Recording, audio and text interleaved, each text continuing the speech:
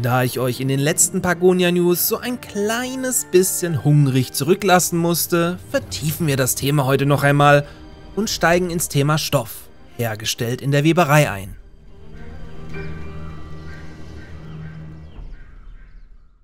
Neben Fisch, Beeren, Pilze und Fleischproduktion vom Fischer, Sammler und Jäger produzieren eure Pioniere ihre Nahrung in der Gemüse- oder der Getreidefarm. Etwas später, also nach dem erfolgten Early Access Start, wird sich dann noch die klassische Tierzucht mit Metzger hinzugesellen, aber dazu gegebenenfalls in der Zukunft mehr. In der Gemüsefarm arbeiten eure pagonischen Bauern auf den Feldern in der Nähe, um Kohl und Kürbisse anzubauen. Nach der Aussaat und der Bewässerung der Pflanzen mit Wasser aus einem eurer Brunnen wird das Gemüse geerntet und an den passenden Marktstand geliefert. Auf der Getreidefarm wiederum bauen eure Pagonia Weizen, Mais und Flachs an. Während der Mais ebenfalls an die Marktstände geliefert wird, wandert euer Getreide in die Windmühle, um Mehl herzustellen. Produzierter Flachs hingegen wird in Richtung Weberei versandt. Anders als in einem ähnlichen Spiel macht es einen großen Unterschied, wo bestimmte Pflanzen angebaut werden. Für den Anbau von Weizen wird beispielsweise fruchtbarer Boden benötigt, der auch erstmal gefunden werden muss. Kürbisse hingegen wachsen so gut wie überall.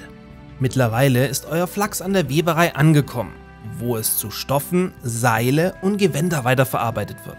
Der hergestellte Stoff ist eine wichtige Ressource, die für den Bau einiger Gebäude benötigt wird. So wird es zum Beispiel für das Dach der Marktstände und die Segel der Windmühle verwendet. Aber Stoff ist natürlich nicht nur auf Baustellen notwendig, so wird es auch für den Bau von Zelten in Lagern wie auch Militär- und Handelslagern benötigt. Die produzierten Seile sind für den Bau von Brunnen unerlässlich, an dem eure Bewohner einen Eimer in die Tiefe ablassen können. Selbst eure Fischer brauchen ein Seil für ihre Angelrouten.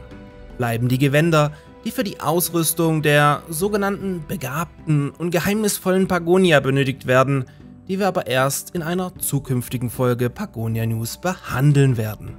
Laut Volker Wertig experimentiert man aktuell mit Mapgrößen von 1500 Meter mal 1500 Meter, was bedeutet, dass eine laufende Einheit für eine Durchquerung von West nach Ost ca. 10 Minuten unterwegs sein wird.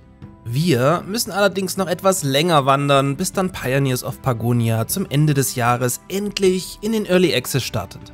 Daher halte ich euch hier gerne weiterhin mit den Pagonia News auf dem Laufenden, damit euch ja nichts zum Titel entgeht. Daher gerne Abo dalassen und in diesem Sinne bis zum nächsten Mal.